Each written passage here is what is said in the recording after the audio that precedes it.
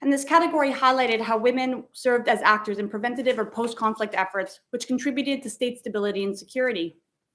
And 1325 remained largely neglected until that first National Action Plan on Women, Peace and Security in 2011, later influencing department-specific recommendations related to women's roles in counterterrorism. Women's rights, empowerment, and equality.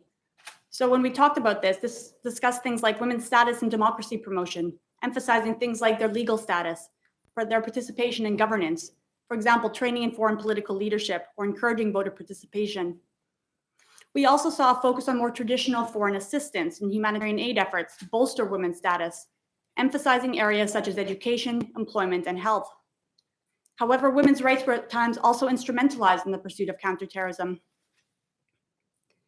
Fourth, we saw women as members of the public or community, which emphasized women's roles in wider foreign populations.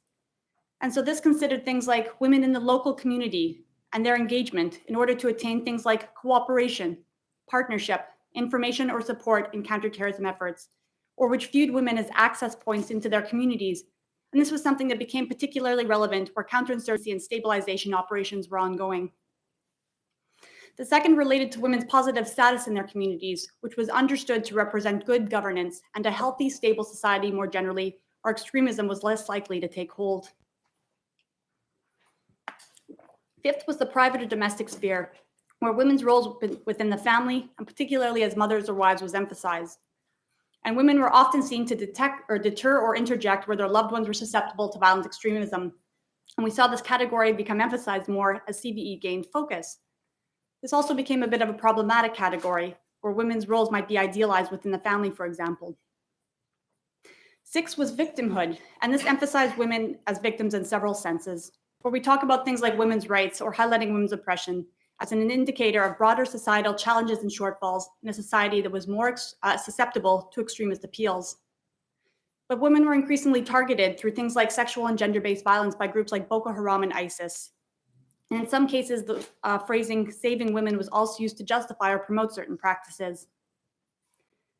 We also consider women as terrorist actors in groups that became prominent in this period. And I look predominantly at ISIS and Al-Qaeda. But women were often viewed largely as limited in these groups, joining these organizations. And the complexity of their roles, which evolved significantly over this period, was often overlooked. This changed a lot with ISIS, and I can touch on that a little bit more later on. But these categories are not mutually exclusive or exhaustive, and in fact, they often interacted with and informed each other.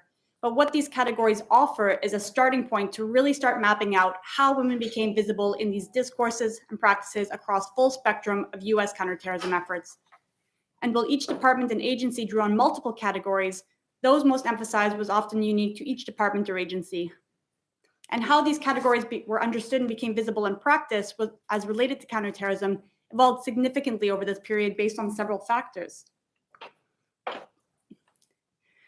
So no single factor informs how or why these categories related to women evolved in these practices and discourses. But this was largely influenced by 8 key factors, and each department or agency was influenced uniquely by these at different points of time. And so there's 3 general categories we talk about here. The first is the discursive milieu, so that wider environment and time and the discourses present at hand. And these were usually UN level or national level discourses. We talk about the physical operational environment the US was operating in, the operational milieu, the locations and contexts that these actors operated in, and the mission at hand, and features within each agency itself or the agency milieu. And I think it was really interesting looking at this agency level, and this is something we haven't maybe necessarily expanded on enough as academics, but was really at this agency level that I found to be quite interesting in relation to the topic. So when we break these down a little bit more, those international discourses were ones largely framed by the UN. So whether this was CEDAW from 1979, the Millennium Development Goals, or 1325 from the year 2000, these Security Council resolutions were important for shaping global norms pertaining to women's roles and status in this period as they related to counterterrorism and CVE. When we get up to Security Council Resolution 2242 and some of those that subsequently focused on ISIS, we see women's roles really envisioned and expanded in new ways. When we take that down another layer, we look at the national discourses or statements and strategies by the US presidential administrations or high-ranking officials pertaining to women and security. national security strategies, national strategies for combating terrorism, and interagency cooperation and efforts that these drove. But also looking at things like counterterrorism relevant discourses stated by the presidents themselves in their statements and speeches. We look at the operational environments the US found itself in and the unique historical, geopolitical, and sociocultural characteristics of each country or region they operated in. So for example, the gender segregated nature of countries like Afghanistan, Iraq, and Yemen prompted an increasing number of female-centric or gender-sensitive responses where it was more culturally appropriate to have women engaging with other women, particularly in public interactions and sensitive activities such as body searches. Each of these environments had to be assessed in its unique context in terms of how it influenced the shape of US counterterrorism efforts. And again, what would be conducted in a place like South Africa or Brazil is going to be very different than a country like Afghanistan and Iraq. So really looking at that unique operational environment.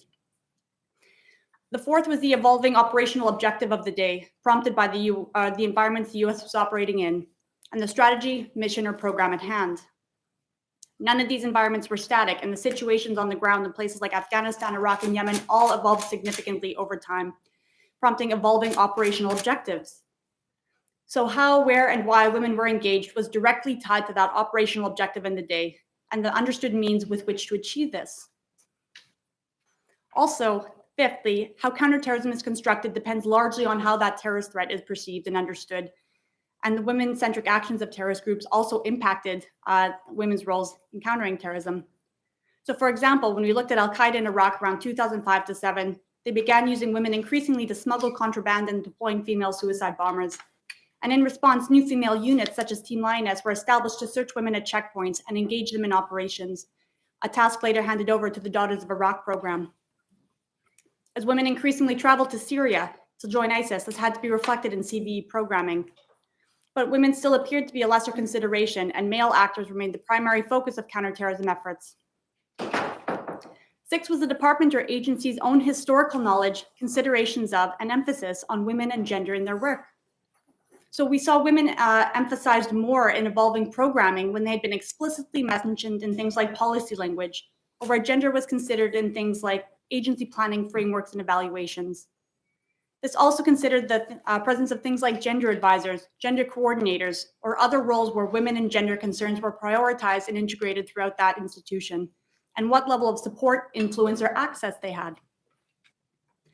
7th were agency limitations, and each faced distinct operational or bureaucratic limitations or specific gaps in knowledge.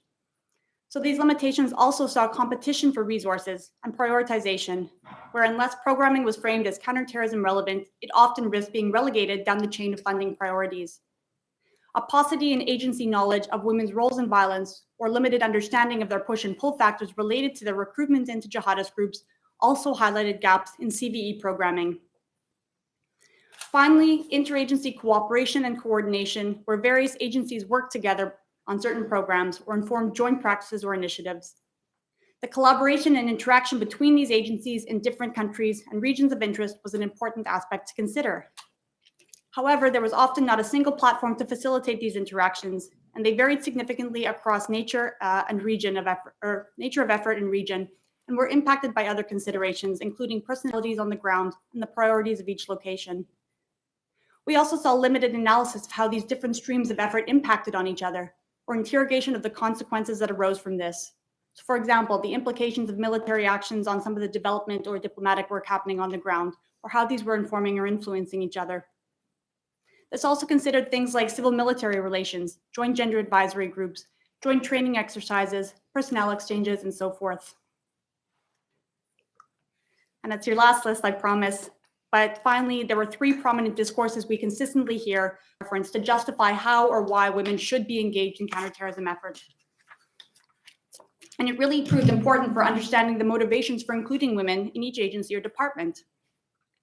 The first justification frequently cited was the increased operational benefits, innovation, and effectiveness by including women. And I think this was the most prominent, particularly with practitioners, security practitioners in particular. But here, women's inclusion in new ways, such as in new roles or units or programming, or the inclusion of a gender lens, was viewed as making a positive counterterrorism-related initiative more effective. Second was the idea of a rights approach. So the idea that, for example, women had the right to participate equally in all aspects of society, including counterterrorism-related issues. As an equal member of society, as long as a woman could meet agency standards such as the physical requirement, it was her right to participate in any role. Women's rights were often viewed as those most being negatively impacted by terrorist violence and broader insecurity that might accompany this. And also, it was crucial that women therefore be included in formulating and implementing responses to them. It also ensured that then programming did not violate the rights unintentionally, where gender-specific impacts were not accounted for, which were recognized to promote more effective counterterrorism approaches. Third, the status of women's rights and equality were also viewed in that democratic-centric lens as an indicator of broader state stability, where responsive democratic states were less likely to foster extremism. So women's rights were therefore used as to advance women's roles in counterterrorism, to protect women in practice, and to use flourishing women's rights as an indication of a society resilient to extremism. And I think this is probably the most common one I continue to hear, even today, that women are half the population, where women's inclusion is justified by virtue of their representing 50% of the population.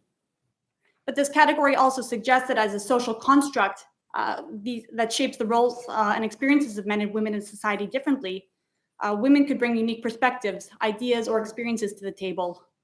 So in order to have the most robust approach to direct or indirect efforts, or a better understanding of that society and the dynamics related to terrorism within it, the gendered roles, experiences, and perspectives of that other half of the population had to be recognized and reflected in policy language and programming. Sustainable peace was also increasingly demanding the buy-in and consideration of diverse and traditionally neglected groups, such as women, youth, or minority populations, to ensure their longevity, where women's representation gained particular emphasis. It's your last list, I promise. So what do these categories, these factors, and these justifications offer? They give us a framework or a map for better identifying how, where, and why women have been emphasized in relation to US counterterrorism, the reasons this might have changed, or why it might even be encouraged in the first place. But what I do with the book is I create a framework that, while based off the case of the US, is generalizable enough that we can use it to look at how or why women might become visible in discourses and practices of counterterrorism in other settings around the world. So when we get into the actual practices on the ground, I look at these in great detail in the book. And when we go to the Department of Defense, it included new American programs, such as Team Lioness, established in 2003 in Iraq, in response to, again, an uptick of females insurgents or those suicide bombers. We also saw female engagement teams and cultural support teams come up in countries like Afghanistan and then Iraq. Programs developed as the US faced new challenges in the field, such as growing insurgencies, and had to overcome a lack of capability to engage that half the population in their counterinsurgent efforts and better engage women in those local communities. This was also prompted as seen in Iraq with, again, increasing numbers of female suicide bombers and militants in insurgent forces. When we start focusing more on the training and equipping of foreign partners, we look at how women in communities in Iraq and Afghanistan, for example, can start taking on some of these responsibilities as well. And we see new programs that impact and engage local women start developing around the world. For example, an all-female elite counterterrorism unit in Yemen, the Daughters of Iraq program in Iraq, or the family support platoons in Afghanistan that supported special operations forces. And it looks at how these roles increasingly opened up all positions, including combat positions, to the 250,000 American women who served in Iraq, Afghanistan, and broader US operations at this time, and the diverse roles that they played in this period. But it also considers some of the dubious cases of women in this period, such as Lindy England, who became infamous for her abuse of prisoners in Abu Ghraib, or some of the controversies around the media coverage of POW Private Jessica Lynch, for example. When we get to the Department of State, it examines programs that focus on women's rights and empowerment through that lens of democracy promotion, where things like democratic societies were understood as the most resilient to against extremist appeals. And so I look at programs like the Middle East Partnership Initiative in countries like Yemen, where things like women's political participation and empowerment were framed in new ways in relation to countering extremism in the country.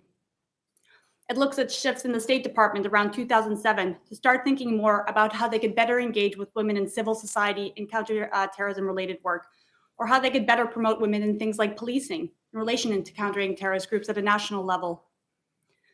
It looks at women in the development of the first National Action Plan on Women, Peace and Security, and the emphasis of women in all aspects of foreign policy. and steps to elevate diplomacy and development in full spectrum of counterterrorism efforts in a 3D approach alongside defense, and how looking at things like the increased partnership with the DoD and interagency counterterrorism relevant initiatives in this period. When we get to USAID, I think it was quite interesting to see how this agency in particular developed over this period, which I think was probably incredibly fundamental. This USAID has largely been viewed outside of security, but it became integral in this fight against terror as the links between things like development and security became more emphasized, particularly in the more preventative streams of effort, looking at things like CVE, or challenging what are referred to as the underlying drivers of extremism. Here, issues as diverse as women's education and women's health became highlighted in terms of how they contributed to countering extremism in that society. It looks at the increasing interaction of civil and military actors during reconstruction and stabilization work, for example, where expansive gender knowledge and aid work was shared with military partners, or where interesting collaborations brought gender and aid knowledge to other actors. It also emphasized things like USAID's work to support female victims of terrorism, for example, supporting women who had been victims of Boko Haram or ISIS. And these are just a brief snapshot of some of the counterterrorism-related practices that I looked at in the book, and I look at them a lot through the eyes and experiences of those who worked in the programs. I think what was most fascinating for me when surveying these 18 years of women's roles in counterterrorism, there were a number of concerns that became visible with this overall campaign that really started to come to light. And I think they really speak to the past and ongoing concerns about still how we counter terrorism into today. So the first was that we always looked at an overarching US government strategy. A comprehensive approach to terrorism had always been visible and always been articulated since 9/11, but there were continued debates about who should lead this, what level of leadership each agency should have in this, and the streams that were present in this whole of government approach. When we looked at joint practices or interactions, this became particularly visible. And so the manner in which different policy issues related to counterterrorism were integrated into that cohesive strategy in each country of operation was not uniform in practice. And this had broad implications for programming, particularly that which focused on women. We also saw a concern of and some tensions that became visible between direct and indirect efforts in this whole of government approach. So when I say direct, I'm talking about those really kinetic security-related practices most associated in minds with counterterrorism. Those indirect are really some of the more softer preventative work. And so when we look at these direct and indirect streams of effort, how these were balanced and prioritized could be considered in terms of the significance and value that each stream appeared to hold in this comprehensive approach, and that balance between long and short-term objectives, competition for resources required to sustain each stream, and so forth. But also the potential impacts that these streams of effort had on each other meant that each had to be cognizant of the implications of their work on other departments or agencies.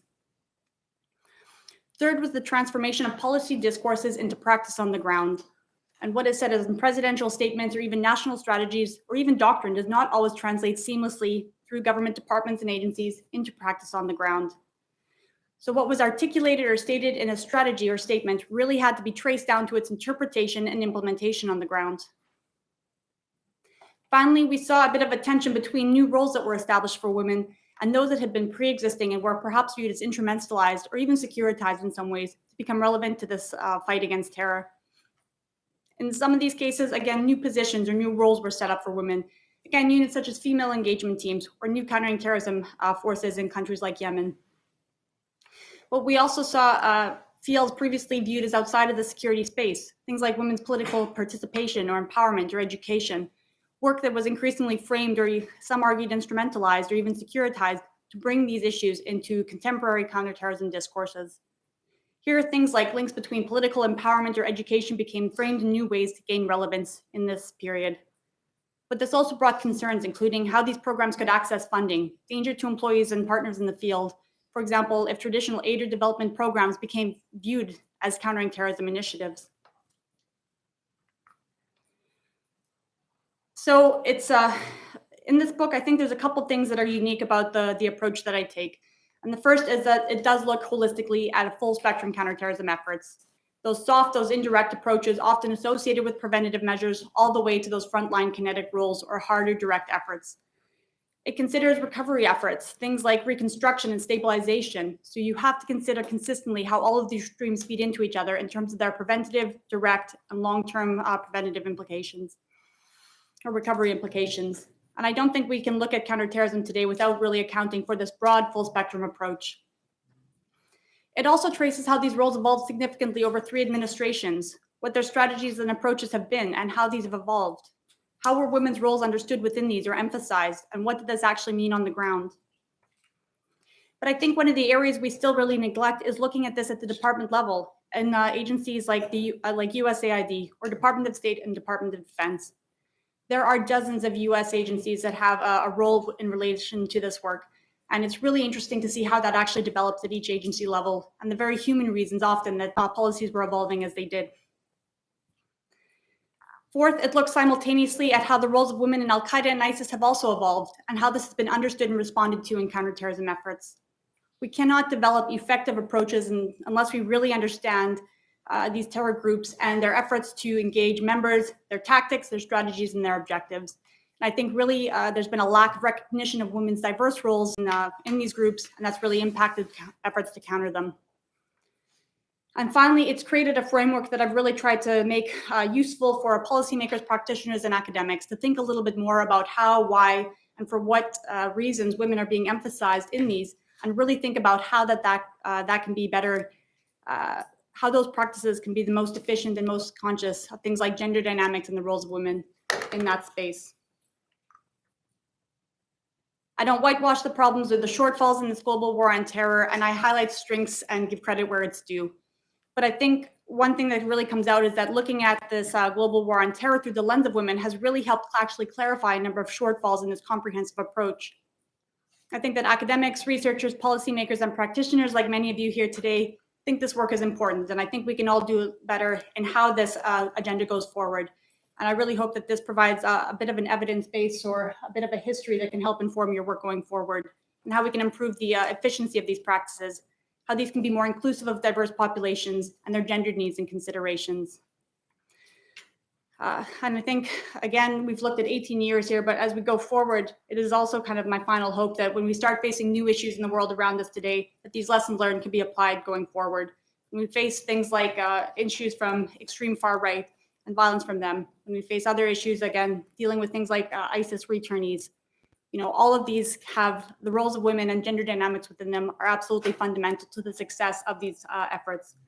So I'll leave it at that, and I really look forward to the discussion and your questions today. And thank you so much for letting me chat a bit about this with you.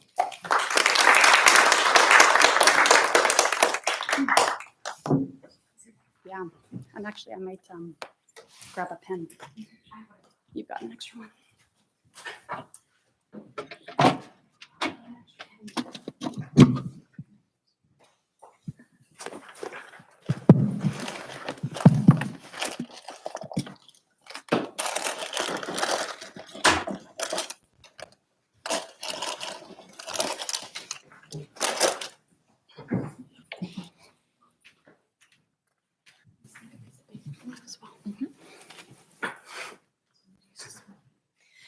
Thank you. That was fascinating. I've had the pleasure of reading the book and the PhD before that, and every time I hear these lectures, I'm always interested in learning something new.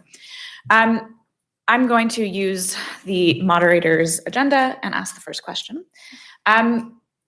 We've both been working in this field for about 10 years as women in studying counterterrorism and advising on policy. What was the most surprising thing to you as you were researching this book? What was the one thing that kind of stood out of the ordinary? Mm-hmm. Yeah, you know, I think at no point did any policy I looked at or any individual I spoke with, not a single one of them had any, they were all supportive of the idea of women's inclusion in this space. But what was really interesting was what really convinced them that it was imperative to start integrating in the day-to-day, right? It's being able to, I think there was such an argument to be demonstrated with women's inclusion as beneficial to those practices. So really emphasizing things like the operational, improving the operational capabilities or operational effectiveness by including women. And it was really this narrative that really started to, I think, drive a lot of the the motivation to encourage women more. But it also really struck me that while it's often been viewed as women's inclusion as a nice kind of to-do, it's a secondary consideration, it's a nice add-on, we all want to support women, but there's been such a lack of fundamentally integrating that holistically throughout a lot of these policies and practices and really seeing that on the ground. And it's something we still continue to fall short on. But there are a lot of really excellent efforts going on, and I think there's still a long way to go. Yeah. I think it's very interesting because, in personal conversations that we've had that I'm going to out here is that the field is dominated by men. And as I look around this room, I see that most of the audience are women. And I know that you and I have both kind of expressed frustration that for some reason it is this field that is still, whenever we want to have this conversation, only women or mostly women show up. And how can we kind of get men involved in this conversation as well? How can we make this not a women's issue about women, but really make it a whole society approach? Yeah. And I think some of the work that you've done on ISIS and that I've continued to do in this space as well really informs this because, pre-2013, if I mentioned the word gender in relation to security, I could always count on people falling asleep at the table, right? But as we saw thousands of women start going over to ISIS, there was a real growing and visible concern that actually women were participating more in these groups. And actually, we really had to consider our responses to them more efficiently. And I think ISIS was really a game changer in many ways in terms of making this issue more visible in a very real and very contemporary and compelling way. Yeah. And so I found that particularly as I've been talking about the book a little bit more, this is actually the first audience I think I've had where it has been majority women, which has been absolutely surprising. And in fact, it's been really encouraging to see, I know male colleagues in the space as well, really start thinking a lot more about how women's roles and gender dynamics actually impact their work and how they can better integrate it. So that is something very encouraging. It's really great to see. Excellent. But we still have a long way to go, to be clear. I always have tons more questions, but I would love to open to the audience. We have some microphones floating around. If anybody has a question, I would encourage you to raise your hand and ask. Yeah, right here. Oh, and maybe just let me know who they are. Yeah, if you could just say who you are, and that'd be helpful. Sure. Rebecca Cataldi. I work for International Center for Religion and Diplomacy, which is an NGO in DC. Thank you for your talk, first of all. My interest is in your research in Yemen specifically because I run programs at ICRD that work with Yemeni community leaders, men and women, in finding community level approaches to addressing violent extremism. And so I was wondering if there's anything you could share about sort of in your research, what you found in terms of roles that women in Yemen specifically were playing in being part of or supporting violent extremist movements, and also countering violent extremism, at either the community or the government level. Thanks. Great. Yemen is such an interesting and often overlooked case, and I would really encourage any young researchers here to start looking a little bit more in Yemen as well. But Yemen was such a fascinating country because women, particularly in the PDRY, the People's Democratic Republic of Yemen, historically, it was the only socialist state in the entire Arab world. And women were judges, women had major roles in the military. They were integrated in ways across the whole of society that were not visible across the rest of the Arab world. And when we look at contemporary Yemen, a unified Yemen today, some of those roles, particularly in the South, are still really emphasized. Women are a lot more prominent in things like conflict resolution, political leadership. And this is something that we did see increasingly happen after the Arab Spring, for example, when they had the National Dialogue Conference.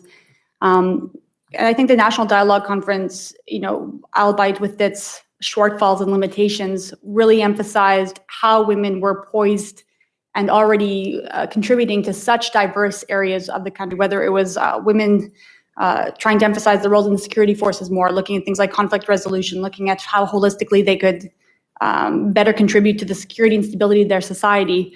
And unfortunately, what we've seen in the case of Yemen since this ongoing conflict is that a lot of those have really been rolled back. And as we know, in almost any conflict zone around the world, women's rights and a lot of the programming that's been quite positive in advancing the status of women tends to really get rolled back in conflict. And I think that's what we're looking at in the state of Yemen right now. But but women have for forever in that country and context been mediators in their societies. They've prevented conflict. They've done a lot of really excellent work, and I think continuing to support them in any way possible is absolutely imperative to state stability and broader security going forward. Yemen's also an interesting case because Al-Qaeda in the Arabian Peninsula has had a really long standing presence in the country. You know, they was established there in the late 2000s, and they had a presence in different forms for many, many years prior. And actually, AQAP published a lot of publications that would also talk about women's roles. They would talk about women's roles in AQAP, but these were often framed in very limited and domestic roles. And so a lot of the messaging that they had for women was, again, emphasizing things like, you know, things as lame as beauty tips and cooking, like recipes, right? Like things that just make me still want to die inside. But they would really emphasize these kind of roles, but very specific gendered domestic roles for women. And ISIS was a game changer. Like ISIS in Yemen, not in particular, I'm talking Iraq and Syria, but women's roles in Al-Qaeda have still been very, very limited in Yemen. But one of the interesting things that we did see was that with the increased number of drone strikes in the country that have killed, I think, over 1,200 individuals now, if we look at those primary kinetic activities through a gendered lens, and we look at the secondary and tertiary impacts of those, we look at, for example, the average family in Yemen having 5 to 7 children, female employment perspective being quite limited.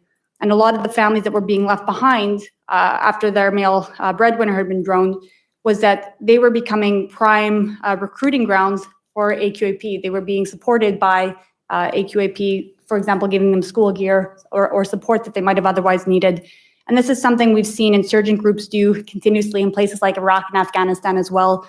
So where there have been dire straits for some of those families left behind, those have been really viewed as prime recruitment zones. And actually, I think this is something there's a growing concern with ISIS now. They've had a significant amount of funding remain within the organization. And I believe from the last UN report, this was really highlighted in terms of the kind of support or financial support that would be going to the families of ISIS. And I assume that the kind of long-term support or recruitment prospects for that is something that really has to be focused on. It's really important for the long-term implications of dealing with this organization. Excellent. Thank you. Yeah. Leah. Thank you. Thanks. Hi, I'm Leah Khan. I work for the State Department. Dr. Cook, thank you so much for your talk. It was really enlightening to hear you speak. I'm curious about your thoughts and about the stark lack of women presented in the ongoing negotiations with the Taliban in Doha. You know, you have U.S. representation in Zalmay Khalilzad, you have Taliban leadership and kind of intermittent representation from the Afghan government. Yeah. In the background of all these talks, we kind of hear these whispers of women's groups in Afghanistan and other parts of South Asia saying that they're incredibly concerned about the potential of a co-opted power sharing agreement with the Taliban coming back to even a small proportion of power with the Afghan government. And notably, there's a lack of women that are actually around the table at these talks, probably, you know, enforced by the Taliban or even the Afghan government. I'm curious as to what you think that means for the potential of a negotiated ceasefire or a co-sharing agreement going forward, and how the U.S. should balance legitimate concerns of women living in that country with prospect for peace. Yeah. It's such an important question. And again, whether it's looking at Afghanistan, countries like Yemen right now, or even the future status of Syria going forward, women have to be present at the table. And I think there's a growing body of research that demonstrates that women participation actually matters. It's not just a nice to do. It increases the longevity and success of these negotiations over time. It means they're more representative of those populations. And I think it is absolutely imperative for the long-term success of negotiations in places like Afghanistan or even looking at countries like Yemen, that diverse women from various aspects of those populations have their needs represented at the table. And that matters to the long-term stability of these countries, the long-term sustainability of those ceasefires, and for all of the effort and money, the billions that have been put into also building up women's status in this country, to see the potential of those be rolled back in ways that would set you back to almost Taliban times is deeply, deeply concerning, and something that I think should absolutely continue to be focused on. One thing that has been encouraging is when we've seen the UN participate in negotiations, for example, in Yemen, there has been at least some symbolic engagement with women. It hasn't necessarily been as expansive as it should be now, but it is at least part of the negotiations and the kind of parameters required by the UN now. And so that is something more encouraging, but it's still not where we need to be. Yeah. And microphone will come in 1 second, sorry. Yeah, I can Thank you. project. Hi, my name is Annie Kleiman. I actually served on the cultural support team in Afghanistan in 2012 and was able to train some of the women in the family support platoon in Afghanistan. Great. I'm curious, so I got to see just like a very tiny, tactical ground level view of that. And I'm curious what you think of, so we have these countries where there are very strong gender norms, and yet we have these all female units, as you mentioned, the Daughters of Iraq, the Family Support Platoon. What do you see as the future of these programs? Because one of the things we were always very concerned about was that as soon as we left Afghanistan, that our girls that we were training were going to be in a whole lot of trouble for participating in these activities. Yeah. These units were so interesting and so important, I think, for really trying to get a better sense of women's needs and concerns on the ground, but also integrating them a lot more. So, I think the cultural support teams did some really interesting and important work. I think that for a lot of these units, they have evolved over time as well. And in some cases, they've just been completely wiped off the map. So, for example, the all-female elite counterterrorism unit in Yemen that was established around 2009 is completely gone now. The Daughters of Iraq program that existed, at the end of the program, women hadn't been paid for up to a year, and the program has also dissipated, right? And I think there is a serious concern that unless things like funding that goes into these countries is contingent upon things like ensuring that women's inclusion is continued to be put forward as important, that's actually made a stipulation in those kind of agreements, there is always a very high likelihood that they could be rolled back. And so I think there's two different aspects. So there's these roles and units within the U.S. forces themselves, and it's been interesting to see female engagement teams, I think, and their roles evolve. So after they were kind of wound down in Afghanistan around 2014, 2016, we saw them come up in the Marine Corps in a new way around 2018. And so actually female engagement teams are being used now to train partner forces. So women in other partner forces around the Middle East, for example. And we also see the UN starting to engage things like female engagement teams in their peacekeeping operations. So the idea that in some of these very difficult environments, women might be more comfortable engaging with those female teams.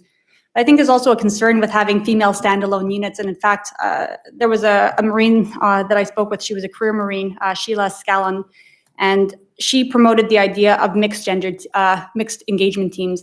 The idea where you could have men and women working alongside each other being a model of what that integration, men and women working alongside each other, could look like, but having that capability to peel women off and engage other women if they needed to. And I think that's a really excellent model to consider, where you can really demonstrate the benefits of working alongside men and women working alongside each other. But in some of those really sensitive situations, having that capability of women being able to engage other women, particularly if there's things like sexual or gender-based violence that's been occurring or other concerns.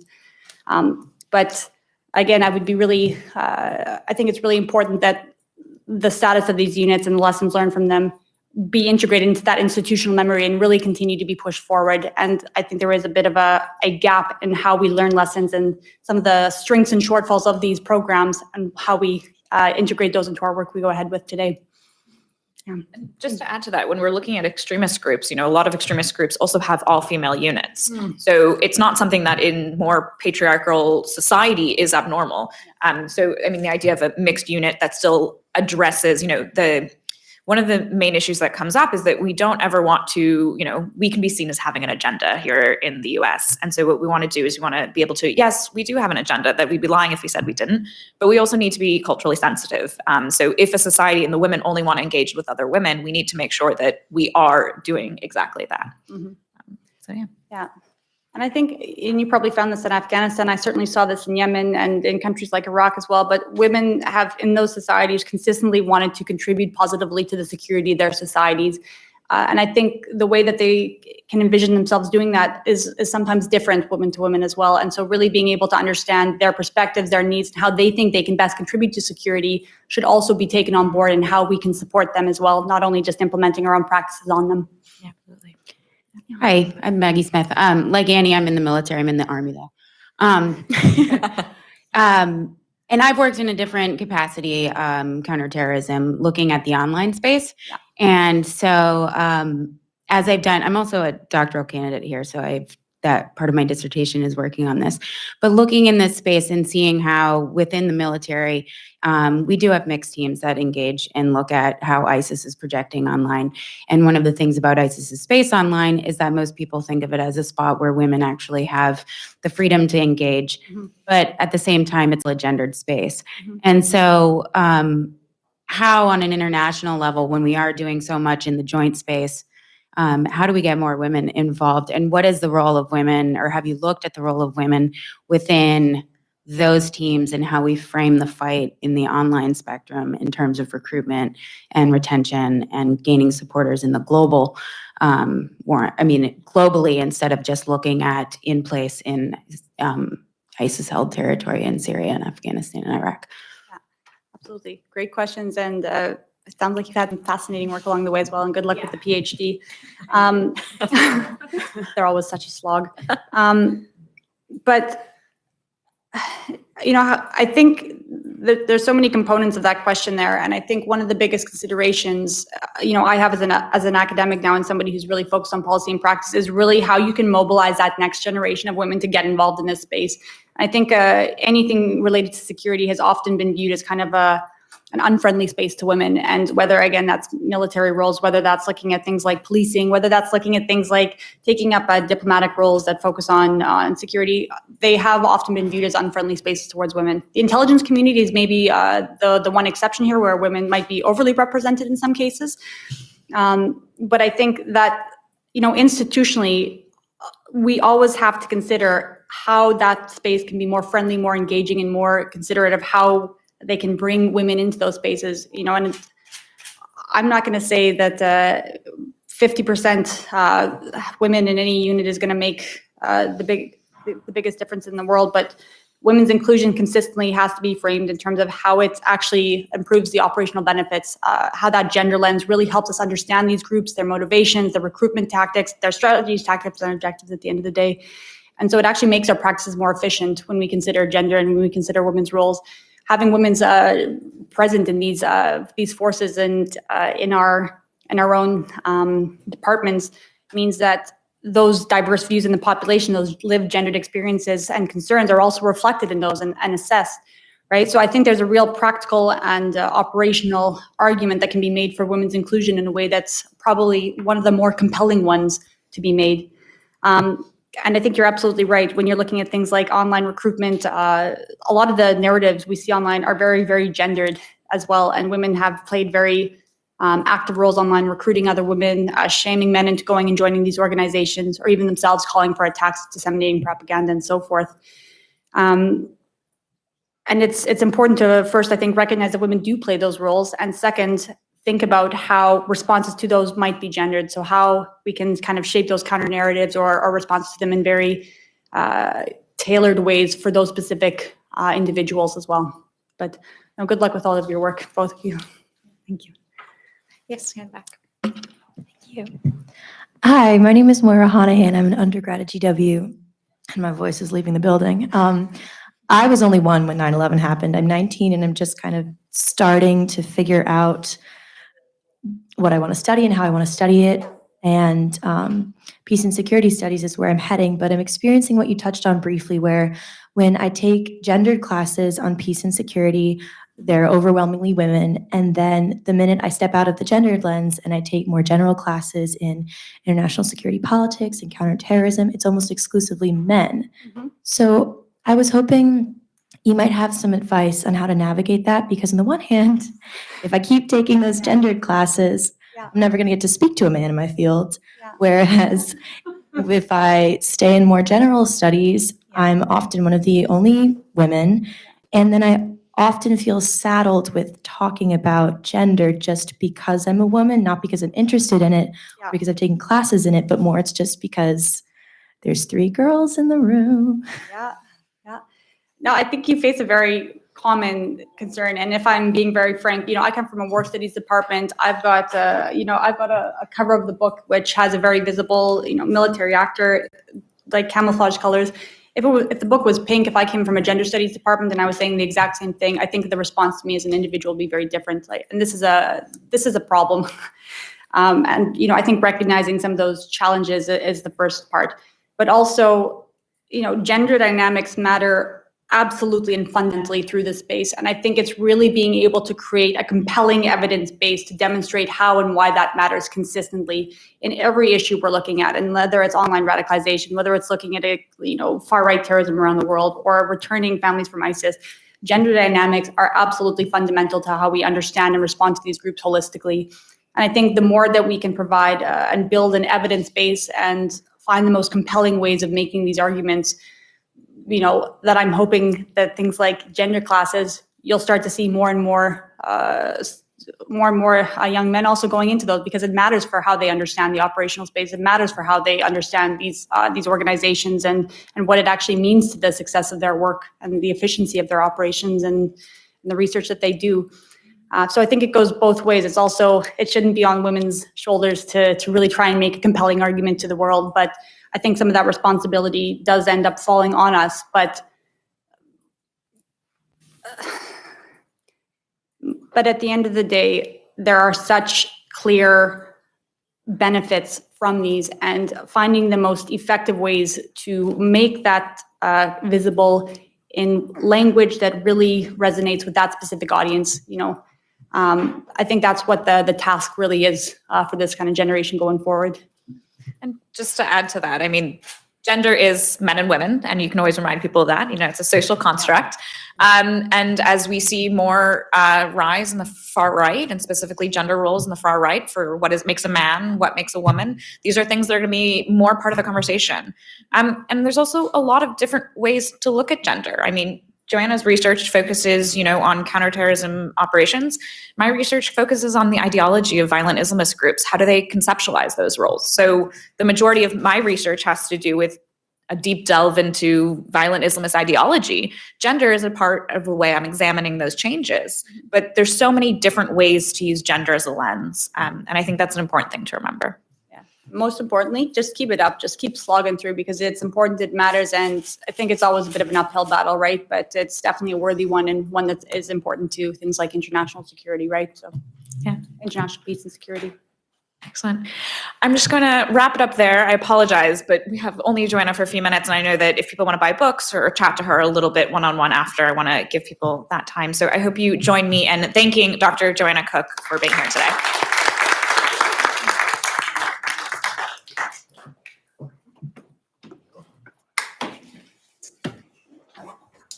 Yeah, if there's anyone who doesn't want their photo taken or anything like that, please see this gentleman here. Yeah, it's not a big deal, no pressure, but if you don't want to be on camera, just come talk to me or raise your hand right now. No problem. Thank you so much. Can I just take a picture of you so I know? Just raise your hand. There we go. Anybody else? I'll be on the back here. Yeah, no problem. There you go, yeah. All right, sure. Thank you. Yeah, of course, yeah. Anybody else? It's no big deal, it's just helpful if we just know. No, perfect. Rather not? Okay. You can't. And the people, particularly whoever asked the question, of course. I wanted like a fangirl sign. Everybody else is good?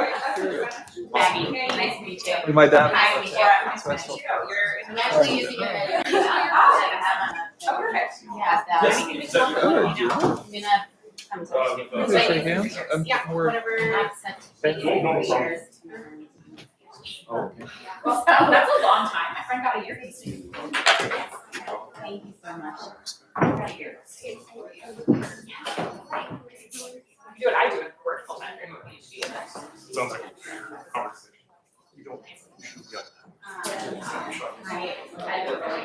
It's a weird thing, but actually thumbs down. Yeah.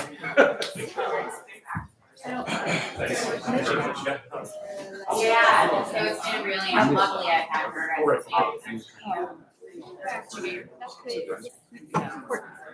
Oh, of course. Of course, but you know what? I kind of would.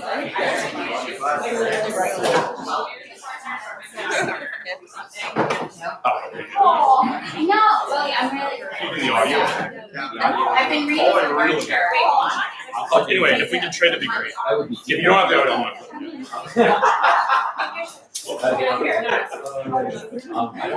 Yeah, I got it. Yeah, up here.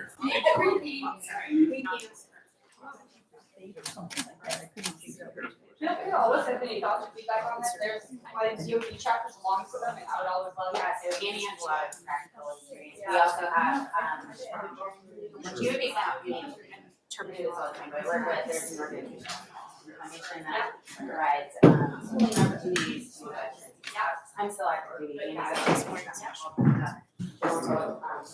have a lot of women that really work. Yes. She would be amazing to have come and talk to. Oh, yeah, of course, yeah. Nice to meet you. Well, there's a whole crew, I do that on my side. CST Mafia over there. Yeah. There's a whole big Yeah, you're like literally the first person that's talked about that. Oh, of course. I listen to I mean, like, part of it is on purpose, like, they don't really advertise it, it's not. Yeah, she's smart, I'm sorry. Yes, now. But I have to go. Okay. I'm very jealous, and Audrey's the reason I'm here. So she tried to be coming and said it was a great idea. I actually got my invitation for like 2 weeks. Are you this one is yeah. Whatever happens next week. Which is, well, that's the academic. The time that's already come down. I really like that. Yeah. It just reminded me, when I go out and talk about my stuff, I gotta make Yeah, sure she's I'm just not trying to talking figure out. about. No, she's trying to figure out. Well, They would find it. I would love to do that. I'll do that. And the right one. Yeah.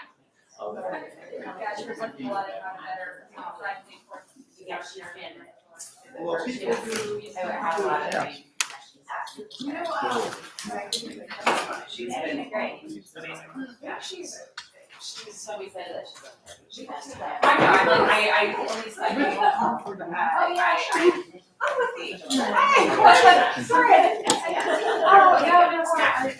But reach out to me, so you know, just website, whatever you need, really good shape. Yeah, well, and Philip's right. We also have a band of sisters. Yeah. Well, yeah, you'd be great. Yeah. You know what, I don't think I've actually read that book yet. So it's 20 year old women that are women of the yeah. But I think I'll take that very well. No, anything else. If you have any, I might just just read but I've done yeah. 20 women. Yeah, you got a big fat thing. How do you feel about being in that? Probably Oh, really? Okay,